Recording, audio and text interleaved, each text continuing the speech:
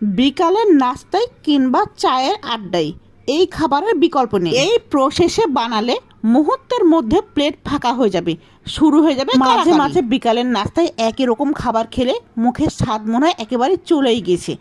এইভাবে নিমকি বানিয়ে খেয়ে দেখতে পারেন। বেশি কিছু উপাদান না, ঘরে থাকা উপকরণ দিয়ে বানিয়ে নিতে পারেন খুব সহজেই এই নিমকি। 2 কাপ আটা কিংবা ময়দা, হাফ চামচ লবণ, হাফ চামচ কালো জিরা দিয়ে ভালোভাবে আটার ডো তৈরি করে নিতে হবে। ভালোভাবে মথিয়ে নেওয়া হয়ে গেলে ছোট ছোট করে 3টা লেচি বানিয়ে নিতে হবে। বানিয়ে নেওয়া লেচিগুলো থেকে একটা নিয়ে ভালোভাবে রুটি বানিয়ে নিতে হবে। এখানে খেয়াল রাখতে হবে রুটির পুরুত্ব যেন খুবই পাতলা হয়। যত বেশি পাতলা করা সম্ভব ততটাই পাতলা করতে হবে। পাতলা হলে নিমকি ভাজলে অনেক মুচমুচে হয়। আমার রুটি বেলে নেওয়া হয়ে গেছে।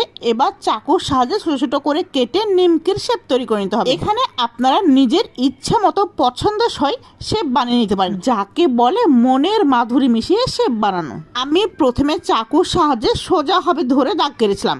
এরপর নিমকির শেপ দেওয়ার জন্য চাকুটা একটু তির্যকভাবে ধরে নিমকির শেপ তৈরি করেছি। তো আমার সবগুলো নিমকি কেটে নেওয়া হয়ে গেছে। এবার চুলাতে কড়াই বসিয়ে তেল দিয়ে গরম হয়ে আসলে চুলার আঁচ মাঝারি হিটে রাখতে হবে। এরপর এক এক করে সবগুলো নিমকি তেলের কড়াইয়ের মধ্যে দিয়ে ভেজে নিতে হবে। আমি এখানে আমার নিমকিগুলো 2 ব্যাচে ভেজে নিয়েছিলাম।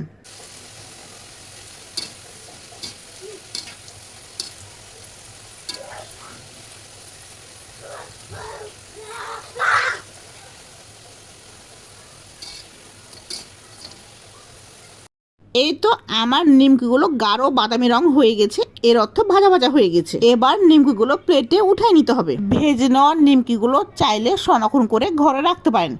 একবার ভেজে নেওয়া নিমকি 7 থেকে 14 দিন পর্যন্ত খুবই ভালো অবস্থায় থাকবে। এই তো আমার সবগুলো নিমকি ফ্রাই করে নেওয়া হয়ে গেছে।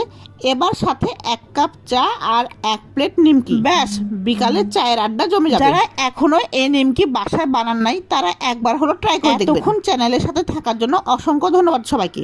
আসসালামু আলাইকুম।